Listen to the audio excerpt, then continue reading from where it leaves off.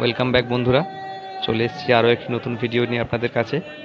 তো এখানে দেখতে পাচ্ছেন আপনারা ফিতে মাছগুলিকে গ্রেডিং করা হচ্ছে। ফিতে মাছগুলির দাম প্রায় 70 থেকে 75 টাকা পড়লো। এখানে আলতা চিংড়ি রয়েছে, আর এখানে আরও অনেক মাছ রয়েছে, তবে মাছের পরিমাণটা অনেক কম, তাই খুব একটা বেশি মাছ দেখাতে পারছি না এখন আপনাদের।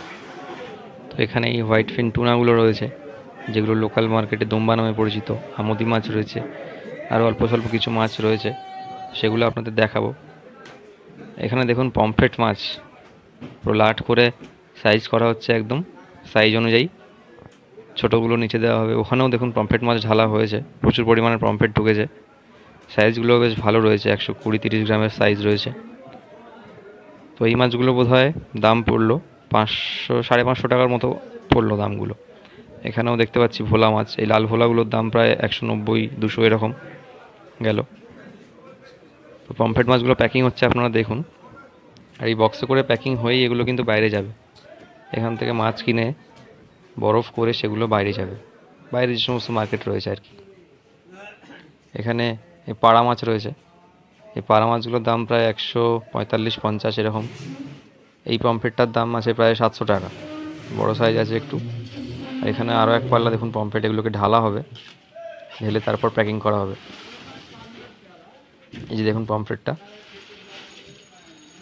বেশ ভালো সাইজ, 100 গ্রামের কাছে সাইজ হবে মাছটা, ওই 500 টাকা ওরকম দাম আছে মাছটা। তো এগুলো এখন ধুয়ে নেওয়া হচ্ছে ভালো করে, ধুয়ে নিয়ে তারপর এগুলোকে সাইজ করা হবে ছোট বড় করে, তারপর এগুলোকে বক্সে ভরা হবে।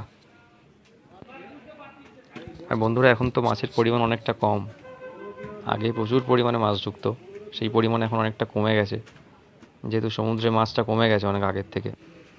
এত পলিউশন, গ্লোবাল ওয়ার্মিং, তাছাড়া ছোটো মাছ ধরে নেওয়ার জন্য, এই সমস্ত কারণে মাছের পরিমাণটা অনেক কমে গেছে। তাই মার্কেট সেরকম একটা ভর্তি যাচ্ছে না, ফাঁকাই যাচ্ছে মার্কেট।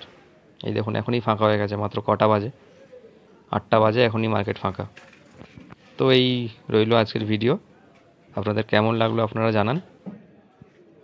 আর এইরকম বাজারের ভিডিও রেগুলার দেখতে আমার চ্যানেলটা কিন্তু সাবস্ক্রাইব করতে হবে, পাশে থাকবেন।